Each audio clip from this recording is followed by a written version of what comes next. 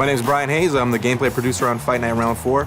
As far as improvements to the physics system from Round 3 to Round 4, for Fight Night Round 3, physics really only came into play when a fighter got knocked down.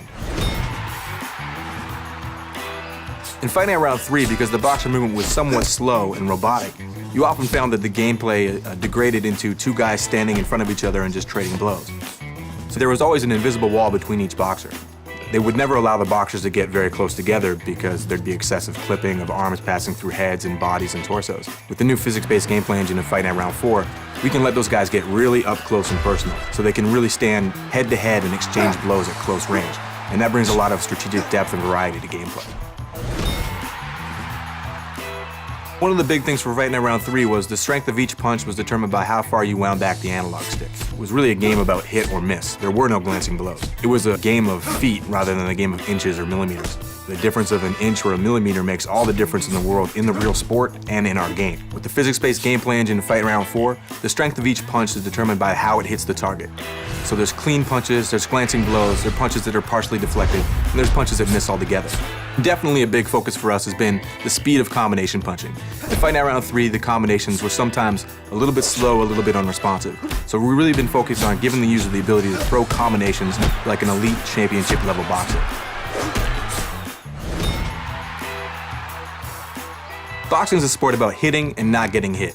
Not hitting and standing in front of your opponent and trying to swat his punch out of the air so you can paralyze him for 2 seconds. So for Fight Night Round 4, we're really focusing on defensive head movement and defensive footwork so you can step to the side or move your head to make your opponent miss and then make him pay.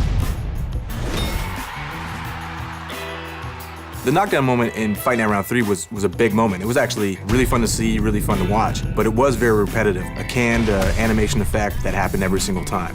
Well, with the physics-based gameplay engine, we're actually using physics to drive the facial distortion and all the effects that happen when you see that big punch. No two punches will look the same in that respect. It's going to look different every time based on the angle, the speed, and the power of your punch, and where it lands on the guy's face. It'll create a dynamic effect each and every time. The sweat, the blood spray, the spit in Fight Night Round 4, big step up from Fight Night Round 3, where you saw very repetitive, very canned visual effects. In Round 4, we're using physics once again to drive those effects so that they are different and they're dynamic and they're unique every single time. So each time you punch a guy, again, it takes into account the direction, the speed, and the force of each punch, and it drives the sweat spray off his head in a realistic manner. So taking everything together, what we're really trying to deliver is the most realistic simulation of the sport of boxing ever in a video game.